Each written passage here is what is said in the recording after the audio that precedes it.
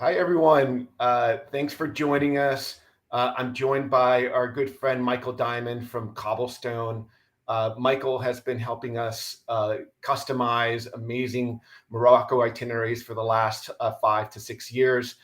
Michael, thanks for joining us. We really appreciate your time. Michael, let's jump into Morocco and maybe let's go in. Why is Morocco so intriguing to U.S. travelers? Hi, Juan. Thanks for having me. It's a bit of a riddle for folks who haven't been there. It sometimes sits in our imaginations because baby boomers think of the Rolling Stones going there and having all sorts of crazy times. It is Islamic. It is Africa. It is far away. It is Berber. It is Arab. It is Muslim. It has an interesting Jewish history. So I think Morocco is an especially amazing destination for clients, families, couples who have been to Europe and they're ready to push their boundaries a little bit. So Morocco, just 7 hours from JFK, I know it's still amazing to think about, just a quick jaunt. You are in North Africa in a country that is such a mix of things. It's colorful, it's exotic, it's sensory, the food is amazing. So it brings all these things together and essentially as trip planners gives us tools to really customize a trip. Yeah. And really, really focus on the client's interests. And I think it's just that great next step to the Muslim world in Africa. And I think, kind of like what you're saying is it really has something for everybody. Yeah. From somebody who's into design, somebody who's into adventure, somebody who wants to go surfing, there's all of these things within this country and so diverse. The topography is amazing. So I think it's always calling people and it really does a really nice thing. It really checks a lot of boxes for a lot of people. So it's all wonderful. One of the things is we build itineraries for clients. They're talking about experiences. There's so much to do here. What are some of the things that kind of stand out in people's minds that you guys kind of add to the itineraries? Well, a trip to Morocco involves a lot of, as you said, variety of landscapes and experiences. So because you've got this interesting influence, the French influence, the Spanish influence in the north, Islam, Judaism, even Christianity in places, you have an amazing amount of cooking options. We can do beautiful cooking classes in private riads. We can do them in villages where you can really get traditional, or you can do an updated version of Moroccan cuisine. That's what that photo on the upper left is, in a small riad, a small private home, essentially. Motorcycle sidecars on the bottom left are amazing. Some of the great things we do are henna ceremony, which is something that young women in Morocco will do before marriage. Belly dancing lessons. We work with a young designer who can, in Marrakesh, focus on really some of the interesting expat and local artisan communities that are doing amazing things. One, the Yves Saint Laurent Museum, which opened in Paris at the same time a few years ago, opened in Marrakesh. This is beautifully architectural building, beautifully designed. For some clients who have a really strong interest, we can even open up Villa Oasis, the former home of Yves Saint Laurent and his partner, Pierre Berger. We can do hiking. We can do, as you mentioned, surf lessons, windsurf lessons, great photo sessions for those who are Instagram friendly. And one of the big highlights of Morocco often is getting down to the Sahara and spending a night in a private encampment or a shared encampment, sitting around the fire with African stars above, with wonderful music where you can hear the rhythms of sub-Saharan Africa and the beats of Andalusia, southern Spain, where the Moroccan influence is strong as well. Well, and I think the pictures. One of the things about I've been lucky to travel twice to the country and really traversed a lot of it. Pictures never do it justice. The desert, in particular, the dunes. It's exhilarating when you're there, and you feel like you're in no man's land. Obviously, there's nothing there except for your camp. and they just prepare this wonderful meal, and the stars and the stars and the stars are just amazing, and then the sunrise is just amazing. So the words, and then all of a sudden you go to the Mid Atlas Mountains, and you feel like you're in Switzerland. You can ski in the Mid Atlas Mountains, which is kind of very, very, very incredible about it. So there's so much to offer in this country, and again, words and pictures cannot do it justice. But some of the stars, there's a lot of things to do in the country, but the two main stars sometimes that people will concentrate first are going to be Marrakesh and Fez. Can we talk a little bit about the differences between the two and some things to consider when you visit? Sure, absolutely. They're two very different cities, but at the same time, they're the two great historic cities. And I feel to get a full picture of Morocco, or a fuller picture of Morocco, you should really visit both. This is the tanneries of Fez, where they're taking hides and dyeing them in these pools that are somewhat an astounding photograph and a very pungent one as well, if you're there, as you may recall. Fez is really immersive. It is provincial in the best way. Fez is kind of unchangeable. You can be in that old city and really feel like you're sitting drinking cafe and a little bit of mint tea or a cappuccino, and you really get the feel like Fez looked this way 500, 1,000 years ago. The architecture is amazing. It's a small city. The oldest university in the world, the Al Karawan Mosque, is located in Fez. It's a place where people from Europe came to study in the Middle Ages, in the Dark Ages, I should say. And Marrakesh is vibrant, and whereas Fez is the city of learning and knowledge and food and artisanship, Marrakesh, this is the main square of Marrakesh, is vibrant, is alive, is a Berber city. Berbers are the Aboriginal inhabitants of North Africa, or these days called Amazigh.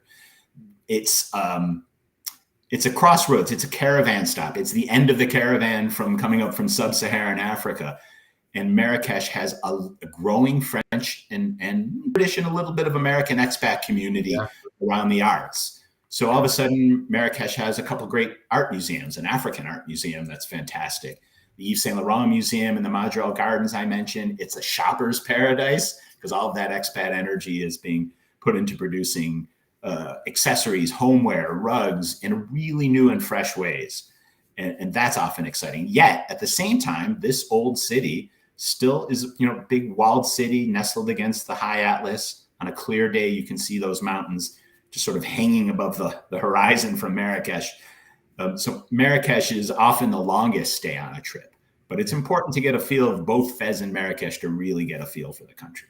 And I think when you're walking inside these cities of the old Medinas, one of the things that's very not daunting, but very different from European cities or old cities is that all of the homes were built inward, right? So one of the very interesting things is that you're really walking along walls, and then the beauty is when you walk in, you have these beautiful doors that were, if I remember correctly, are a sign or very symbolic, and then you walk into these beautiful courtyards. So it's a very, very different feeling than walking in, old Paris, left bank of Paris or something like that, or old towns in Tuscany or something like that. So it's a very, very different feeling as you walk through. So, and then one of the good things too, though, is if you stayed both of these cities, you have these wonderful experiences within the city, but then just a short drive away, there's a lot of experiences outside. Can we talk about a few of those type of experiences that people can have? Yeah, absolutely. Casablanca. That's okay. I was going to mention just quickly Casablanca, which is often an entry point. That's the Grand Mosque on the sea, and that's also worthwhile visiting. But further afield, boy, you've got the mountains, you've got the seaside. Essaouira on the coast, the bottom left picture, is a town that the Portuguese built in the 1700s. They built a number of outposts as they traded with Morocco and used Morocco as their entree to sub-Saharan Africa. So these towns, some of them are little old surf towns. Essaouira is a full-on historic town where there was a renovation. And interestingly enough, that town 200 years ago was a third Jewish. And they've been renovating and restoring. It's another reason why Morocco is kind of unique in the Arab and Muslim world, because they're preserving the Jewish heritage, even though the community is small there now. There's actually a Jewish museum in Casablanca. And then further afield in the north, we have Tangier, a town that has the Spanish colonial influence and feel, given that it was a protectorate of Spain post-war. And then beautiful town, the middle photo of Chefchaouen, which is a photographer's dream, the Blue City it's called. It is, it was a little place lost in time, and it's just this great little mountain town with amazing hiking nearby. Yeah. And then the High Atlas Mountains, just an hour from Marrakesh. Yeah. And you've got beautiful hotels like Richard Branson's Casbah Tamadot, great hiking, whether it's a full day hike. I have clients sometimes who climb Mount Toubkal, the highest peak in North Africa. But on even a 2, 3, 4 hour hike, you can get out into these villages and really understand how people lived for centuries and how they're living now. And it's funny, the Casbah, this is, a word we constantly hear from travel advisors. And tell us a bit about a stay at a Casbah, because there's multiple, they're multiple. Tell us a little bit about that kind of stay. And what's a Casbah? A Casbah is an earthen fortress. It is essentially, in the countryside, it would have been something that would have been built over a mountain pass, which would have been a caravan route coming up from the south, usually bringing salt and gold, some of which would end up in Europe. And in the cities, it's a citadel, like a sort of fortified corner of a city. So you can stay in a Casbah in a bunch of different ways, whether it's in the mountains or the desert south. You will explore Casbahs in the desert south, some of which are UNESCO World Heritage Sites. And you can stay in a riad, a Casbah, or a palace in the cities. This small hotel, a boutique property called Villa des Oranges, is a bunch of courtyards. A riad, which means garden in Arabic, is a small courtyard home. It would have been a multi-generational home where, 30 people could live over the generations and branches of a family. And these have been taken and made into small hotels. And it's a wonderful feeling to be in the old city. And as you said a little bit ago about sort of the walls and the surprise of walking in from a dusty alleyway into a lush garden courtyard with orange trees and birds and a pool and beautiful. You never see this from the outside. And it's a reflection of their respect for privacy and Islam's disdain for showing wealth. So it's all built into the architecture, and to experience and stay in one of these places is often a highlight for folks. And it's funny, I'm from Puerto Rico originally, and you see these. It's amazing that these courtyards really were taking into, in my opinion, into Spanish architecture and brought across the New World into San Juan and to Cartagena. And so this brings back all those feelings of growing up and going to those old great homes in San Juan. But what's amazing about it in the Medinas of Fez or in Marrakesh is that, like you said, there's these busy alleyways outside, people walking around with, carts. Again, there's no cars in any of these places, but there's people walking around. And then all of you walk into this oasis inside, this beautiful oasis inside a city. It is such a huge contrast. And I think that's one of the things about this country that I love is it's so many contrasts in this country that makes it so incredibly interesting to people and fun to go visit as well. So you can do everything here. And I guess that brings us to also, what surprises most people about their trip to Morocco in particular? Anything that comes to mind as you've been doing this? You've been doing this for over 20 years, but anything that comes to mind that surprises people? It's my favorite thing to hear when folks get back is that it surprised them how warm the people were, how warm the welcome is. I think in America, the news, the media gives us a different message about Islamic countries.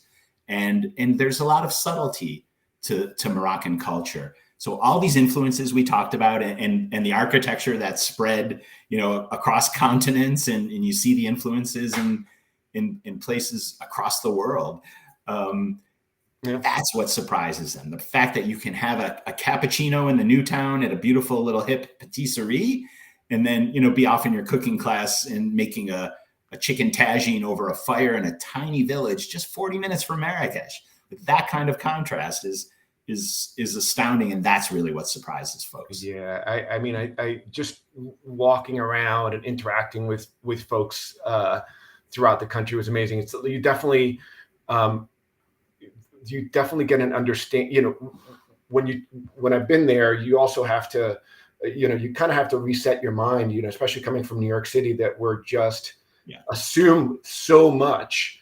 In Morocco, you do have to slow down a little bit, Yeah. and ask lots of questions. And once you get into the flow of things, it's just a wonderful, warm, and delicious place to visit, honestly. Yeah. But no, it's great. It's one of those places that always comes to mind for folks. And we're so happy that we're partnered with you. I think that one of the things too is it's so easy to get to, kind of like what you mentioned. What are some of the gateways into the country Sure. from the Northeast or from the United States? Sure. From the States, the direct option flying from JFK, Washington Dulles Airport, and just starting up again Miami is on Royal Air Maroc. The big development over the last couple of years that Royal Air Maroc joined One World and is a code share with American. So you can use your American miles or your One World miles. And it's a 7-hour flight from JFK, 8 hours coming home. You can be in Casablanca. We don't often have folks spend a lot of time in Casablanca, Right. But it's just 2.5 hours from Marrakesh, 3.5 hours from Fez. And of course, when working with LA Travel Advisors, we're going to get the pace of the client right. We're going to talk about how the first day should be. Do you need to get over jet lag, or are you just roaring to go and really get to the core of the country? You can also fly from Marrakesh.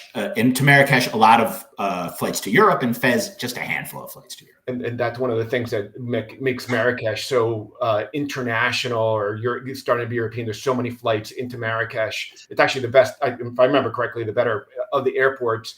It's a very international airport, especially from Europe. And I think logistically as well, the roads are amazing throughout the country. Obviously, when you're going through the Atlas Mountains or through the Mid-Atlas, obviously those are country, they're mountain roads, so they're hilly, but the infrastructure in the country is just wonderful. So it's very easy to get around with.